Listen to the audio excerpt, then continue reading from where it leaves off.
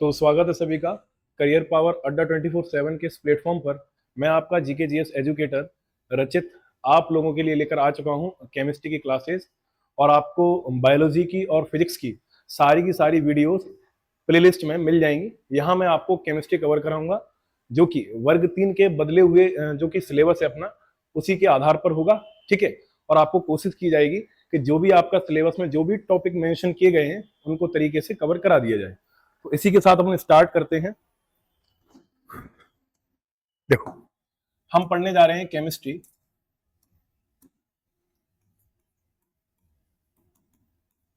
तो सबसे पहले हमारे दिमाग में एक ही प्रश्न आता है कि सर ये केमिस्ट्री वर्ड आया कहां से है, इसकी ओरिजिन कैसे हुई है।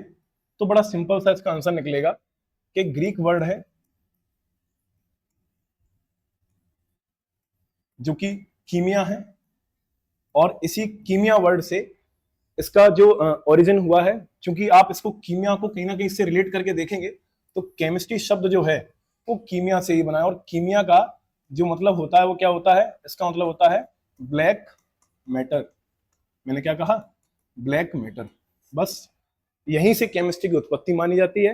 यानी सीधी सी भाषा में एक बात बोले, केमिस्ट्री एक ग्रीक भाषा का शब्द है ना। ग्रीक भाषा का शब्द होने के नाते तो इसकी उत्पत्ति वाला देश भी ग्रीक ही माना जाएगा। और आपको बता दें जानकारी के लिए, एंटोनी लेवोजिए, मैंने क्या कहा, एंटोनी लेवोजिए,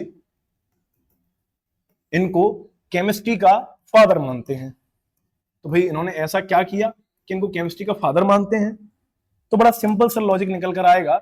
इनकी एक बुक है, इस बुक का नाम है the elements of chemistry. The elements of chemistry. इस बुक में इन्होंने केमिस्ट्री से रिलेटेड कुछ प्रिंसिपल्स को इन्होंने मेंशन किया है, थ्योरीज को मेंशन किया है। तो एक बुक है, एक थ्योरेटिकल बुक है और एक प्रमाणिक बुक है ना। तो इसी के चलते एंटोनी लेवोजियो को केमिस्ट्री का फादर कंसीडर करते हैं अपन। इसके साथ साथ आपको एक बात बताता हूं, यहां आपने एक मैटर शब्द देखा है ना। केमिस्ट्री का मतलब ही होता है, if somebody ask you what is chemistry, then you will say the study of matter, या अपन ऐसे कह सकते हैं द स्टडी ऑफ सब्सटेंसेस।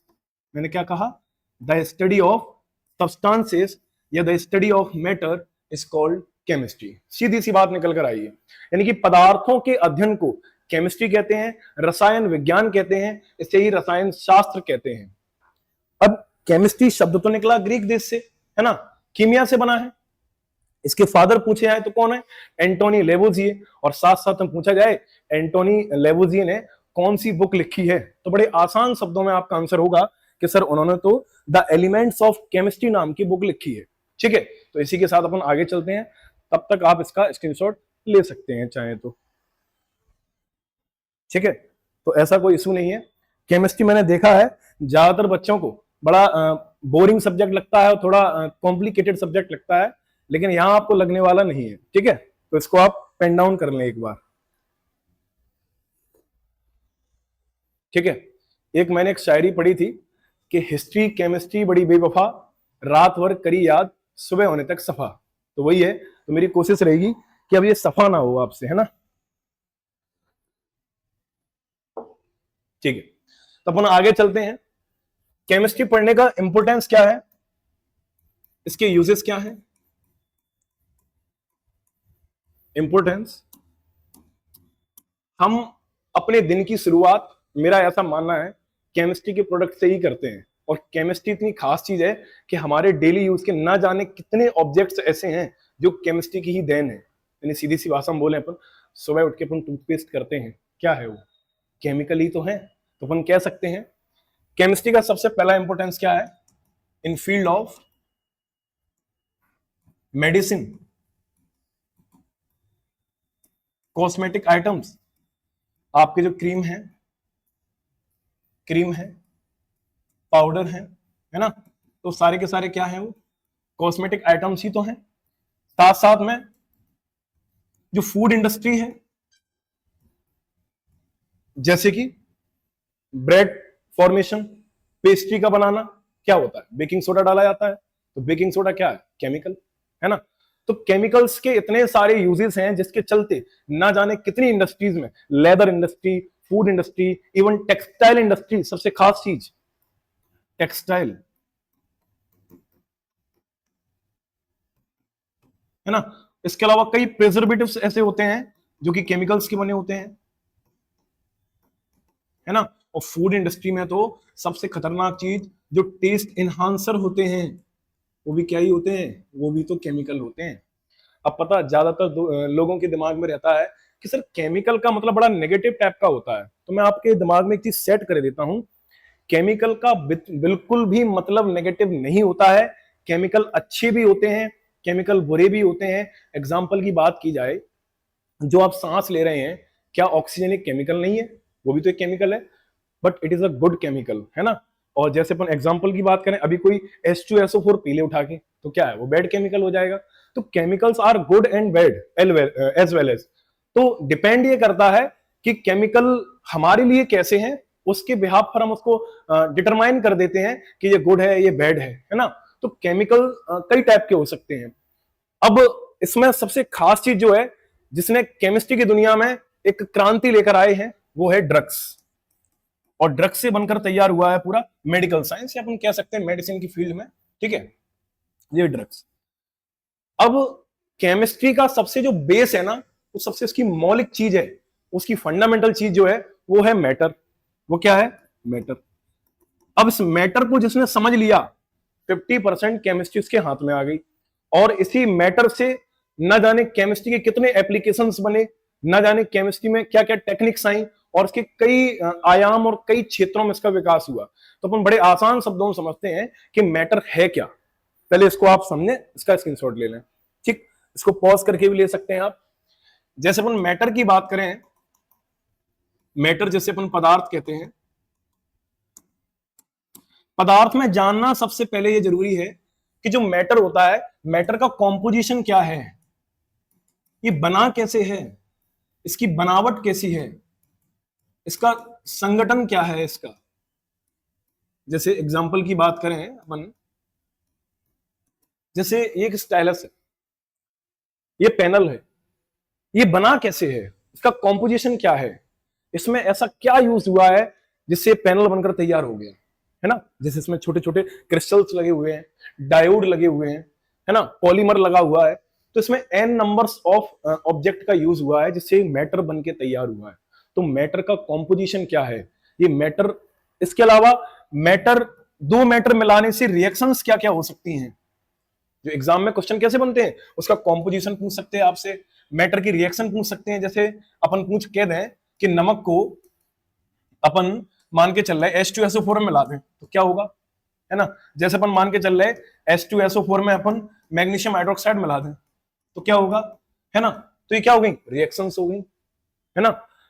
और तीसरी सबसे खास चीज जो कि सबसे इंपॉर्टेंट है, वो है एप्लीकेशंस, कि मैटर के एप्लीकेशंस क्या क्या हो सकते हैं। जैसे एग्जाम्पल की बात करें कि जैसे एरोप्लेन होता है, उसके टायर में कौन सी गैस भरी है, बल्ब में कौन सी गैस है, ठीक है। इसके अलावा जो ब्रास होता है वो किससे बना होता है, गन पाउडर में क्या यूज किया जाता है, जो बैलून होते हैं जो उड़ जाते हैं, उन बैलून के अंदर कौन सी गैस भरी जाती है, ठीक है। इसके अलावा जो आर्टिफिशियल ब्रीदिंग होती है, रेस्पिरेशन होता है, उसमें कौन कौन सी गैसेस का मिक्सचर यूज किया जाता है। तो केमिस्ट्री में सबसे खास चीज क्या होती है, वो होते हैं उसके एप्लीकेशंस, है ना। तो यहां अपन मैटर के एप्लीकेशंस, उसकी रिएक्शंस, उसका कॉम्पोजिशन क्या है, ये सारी चीजें देखते हैं अपन, ठीक है।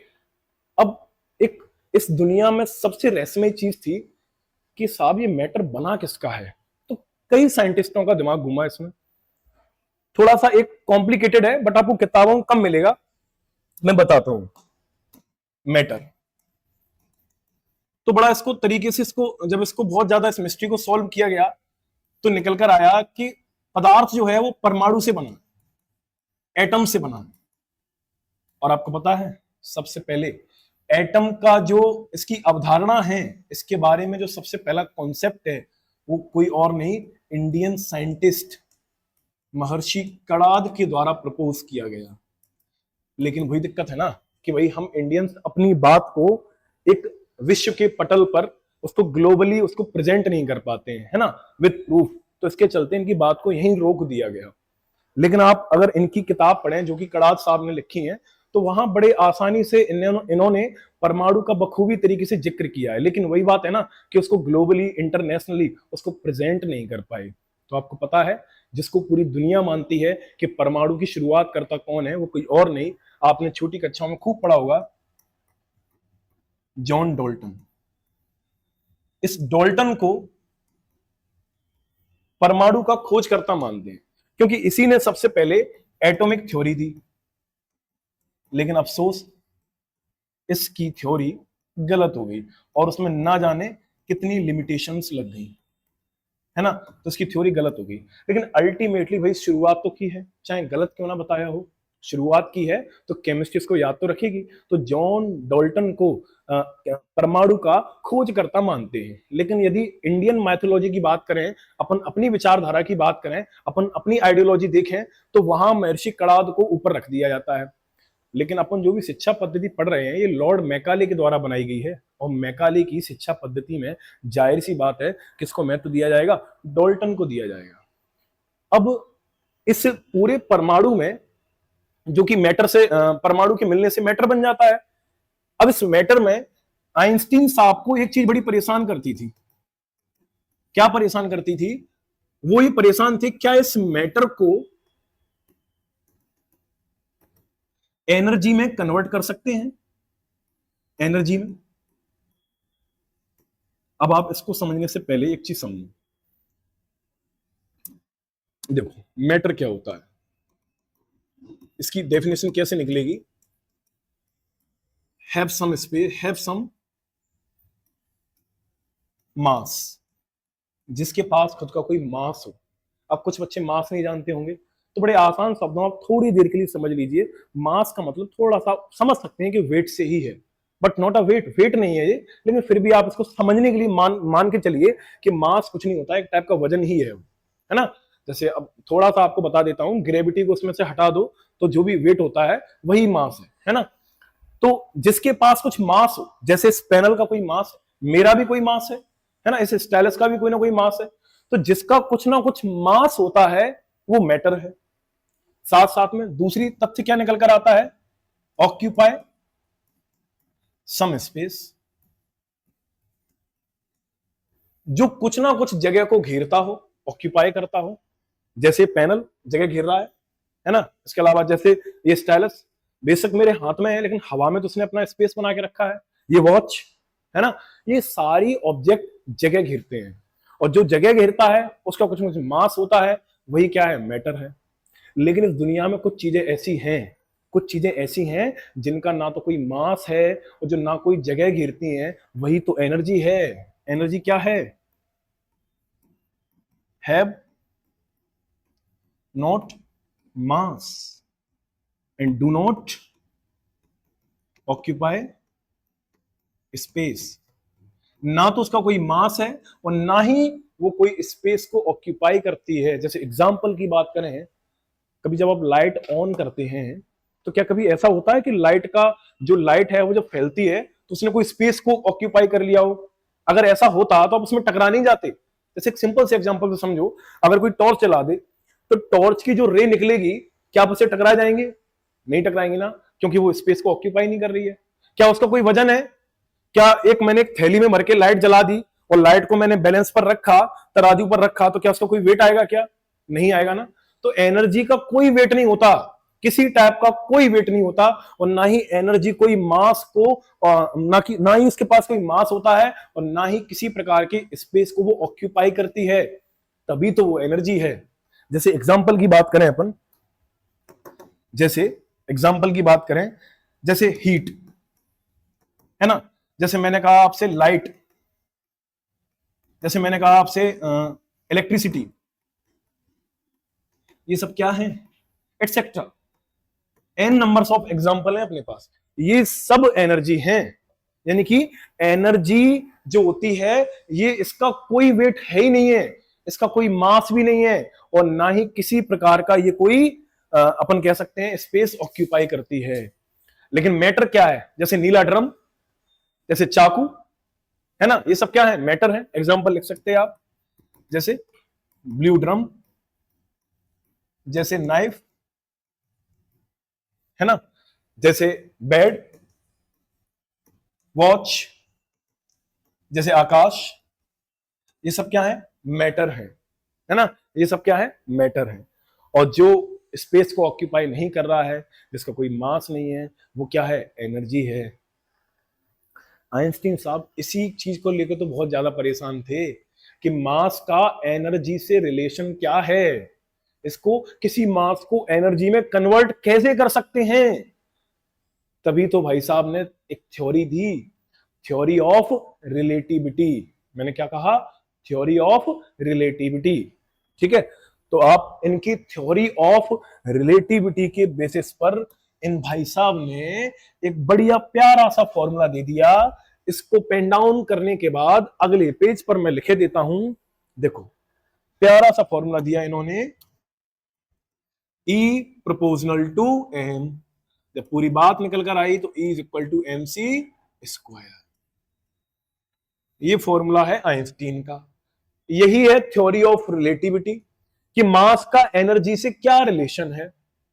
रिलेशन बिटवीन, ज्यादा ही शॉर्टकट हो जाएगा ना, बिटवीन मास एंड एनर्जी। क्या रिलेशन है?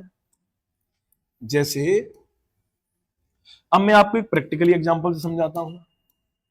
प्रैक्टिकल समझो आप पहले तो। जैसे मेरे पास एक लकड़ी है, अपने पास एक लकड़ी है। इस लकड़ी का मास मैंने मान लिया, इसका मास कितना है? इसका मास है 10 kg। अब मुझे इसको एनर्जी में कन्वर्ट करना है, तो भाई जला दो, इसको मैं जला दूंगा। जलाने के बाद इसका मास कम हो जाएगा, इसकी जो राख बचेगी, ऐश बचेगी, मान लिया वो 5 kg है, तो बीच में इसका जो हिस्सा है वो एनर्जी में कन्वर्ट हो गया। किस में कन्वर्ट हो गया? एनर्जी में। एनर्जी में कन्वर्ट, जैसे पानी से एनर्जी बन रही है ना, कोयले से एनर्जी बन रही है, तभी तो घरों में लाइट आ रही है, इलेक्ट्रिसिटी। तो कहीं ना कहीं मैटर एनर्जी में कन्वर्ट हो जाता है। यही बात तो आइंस्टीन समझा रहे थे। इसी के चलते इन्होंने एक फॉर्मूला दे दिया, E is equal to MC square. इसका यूज देखो आप खुद कितना है। पहले तो इसको पूरा कर दें दो।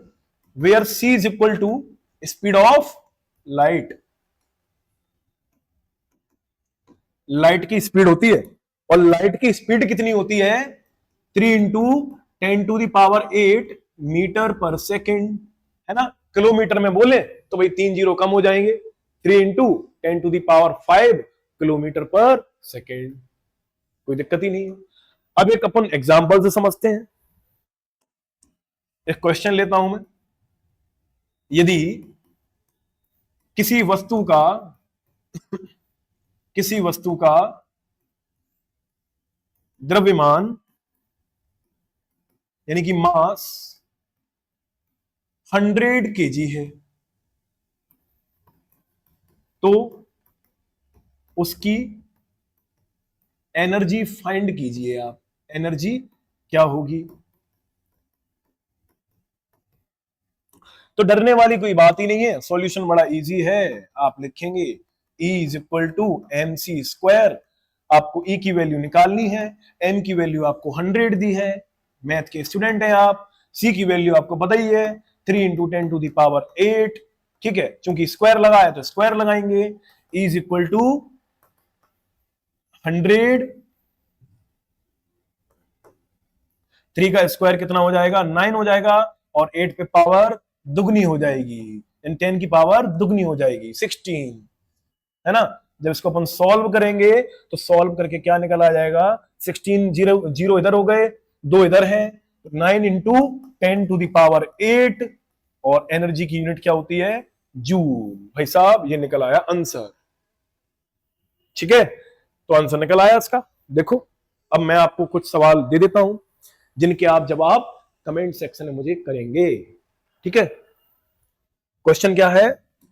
देखो, पहला क्वेश्चन है कि आपको मैंने मास दे दिया 1000 kg, तो आपको एनर्जी निकालनी है, तो आपको एनर्जी पता करनी है कितनी है। दूसरा मैंने आपको क्वेश्चन दे दिया, if energy is equal to 9 into 10⁻18 joule, then तो मास निकालना है आपको, क्या होगा, then m is equal to, और एक क्वेश्चन बहुत शानदार सा है, m is equal to 6.5 into 10⁻4 kg, then आपको इफ अब क्या निकालनी है, आपको एनर्जी निकालनी है। ये 3 क्वेश्चंस आपके लिए होमवर्क है, ठीक है। इनको आप कमेंट सेक्शन में वीडियो देखने के बाद या देखते हुए इनके आंसर्स को सॉल्व करेंगे और कमेंट में उसका जवाब देंगे, और जो भी इसका जवाब देगा तो उसका करंट अफेयर्स की लाइव क्लास में उसका नाम लिया जाएगा, और जब भी नेक्स्ट वीडियो आएगी तो मैं इसका नाम सबसे पहले इस बोर्ड पर सुनहरे अक्षरों से लिखूंगा। और मेरे पास सुनहरा अक्षर क्या है, मेरे पास सुनहरा अक्षर ये वाला कलर, ठीक। चलो अब types of chemistry, types of chemistry, है ना। आप लोगों को पढ़ाते पढ़ाते मैं तो चाय पीना भूल ही गया, और चाय मेरी चली भी गई, ठीक है। पानी तो पी ही सकता हूं, ऐसा तो मैंने कोई गुनाह नहीं किया, ठीक।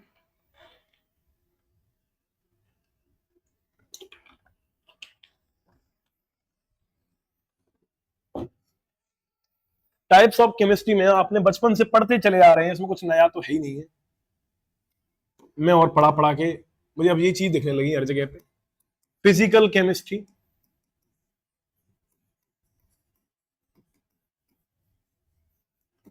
दूसरा है अपना इनऑर्गेनिक केमिस्ट्री,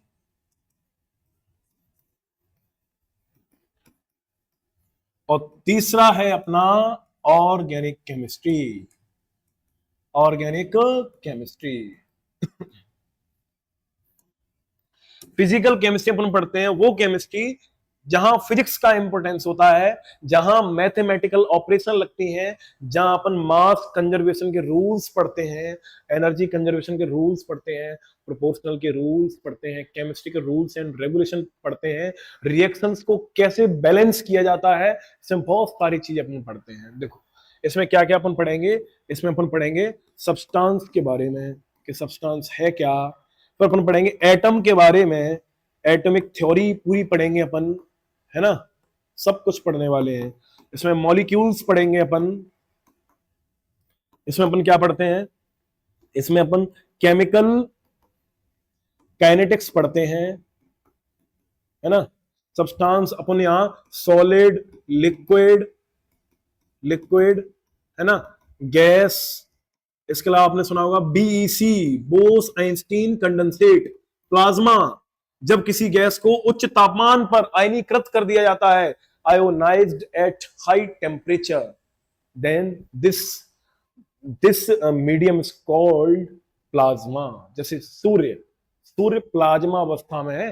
कोई अगर आपसे पूछ ले कि भाई सूर्य कौन सी अवस्था में, आप कहते हैं सर वो तो गैस है, हाइड्रोजन गैस है, चांटा पड़ेगा खींच के, वो गैस नहीं है, वो गैस आयनीकृत हो चुकी है, वो आयोनाइज्ड हो चुकी है, अब उसे प्लाज्मा बोलेंगे अपन, क्या बोलेंगे, प्लाज्मा, ठीक। इसके अलावा अपन पढ़ते हैं इसमें और भी चैप्टर्स होते हैं इसमें अपन, है ना, इसमें अपन हाइब्रिडाइजेशन भी पढ़ते हैं। आपके जो भी वर्ग 3 के सिलेबस में है वो सारी चीजें बखूबी तरीके से करा दी जाएंगी, ठीक है। चलो तो यहां इसने जगह घेर ली है, अब इसका क्या ही किया जाए भाई, ये तो बुरा मान जाएगा, तो इसको एक काम करते हैं, यहां फिट कर देते हैं, ठीक है। तो इतनी कृपा है मेरी आप लोगों से कि ये बात यहीं तक रहने देना, इस बात को इससे मत जोड़ देना, ठीक है, क्योंकि तुम लोग कार नहीं हो, तुम लोग कार नहीं हो, तुम लोग कलाकार हो, कौन हो, कलाकार, ठीक है। तो इनऑर्गेनिक केमिस्ट्री अपन देखें, इसमें अपन क्या पढ़ते हैं, इसमें अपन पढ़ेंगे मेटल्स एंड नॉन मेटल्स, ये तो ना जाने जनरल कंपटीशन का कितना फेवरेट टॉपिक है। इसमें अपन पढ़ेंगे पीरियोडिक टेबल, पीरियोडिक टेबल, और ऑर्गेनिक अपन क्या पढ़ेंगे, हाइड्रोकार्बन, इसमें क्या पढ़ने वाले हैं अपन, हाइड्रोकार्बन। इसमें अपन और क्या पढ़ने वाले हैं, इसमें पढ़ने वाले हैं पॉलीमर, है ना। इसमें और क्या पढ़ने वाले हैं, ये टीएनटी क्या होता है, ट्राई नाइट्रोटोल्यून, टीएनपी क्या होता है, डायनामाइट क्या होता है, डीडीटी क्या होता है, बहुत सारी चीजें अपन इसमें पढ़ने वाले हैं। Physical, inorganic, organic. लेकिन आके वर्ग 3 के सिलेबस के हिसाब से एटम वाला चैप्टर बहुत बहुत ज्यादा जरूरी है। इसको तो मैं इसका ऐसा पोस्टमार्टम करूंगा, ऐसा पोस्टमार्टम करूंगा कि आपका दिल खुश हो जाएगा। ठीक, तो यहां पर आपको मैंने आज बेसिक चीजें बताई भर भर के। ठीक है, अब मैं चाहता हूं आपको अगली वीडियो में आपको किसके बारे में, एटम के बारे में इतना ढंग से करा दिया जाए, इतना ढंग से कि आप इसको जिंदगी भर याद रखेंगे। कैसे याद रखेंगे इसको आप, जिंदगी भर। ठीक है, तो कोई दिक्कत वाली बात है ही नहीं। ठीक है, तो अब ऐसा कोई इशू नहीं है। ठीक है, यहां आप इसको इतना करेंगे। और हाँ, ये 3 क्वेश्चन हैं, इनके जवाब आप कमेंट सेक्शन में मुझे जरूर दे देना। ठीक है, इतना आपका ये समझ लेना एग्जाम वालों पर कृपा होगी। अगर आप इनका जवाब कर देंगे तो मैं समझ जाऊंगा कि आपको इन क्वेश्चंस को बनाना आ गया। ठीक है, क्योंकि हम फिजिकल केमिस्ट्री पढ़ने वाले हैं, मैथमेटिकल जो भी अपने ऑपरेशंस होते हैं, मैथमेटिकल फॉर्मूलाज होते हैं छोटे मोटे, उनका बेसिक नॉलेज आपको होना चाहिए, ऐसा मैं मानकर चलता हूं। ठीक, तो इसी के साथ मैं अपनी वाणी को विराम देता हूं। हर बार की तरह nice to meet you, nice meeting you. और दिन में देख रहे तो हैव अ गुड डे, और रात में देख रहे तो हैव अ गुड नाइट। ठीक है, और साथ साथ में जय हिंद, जय भारत।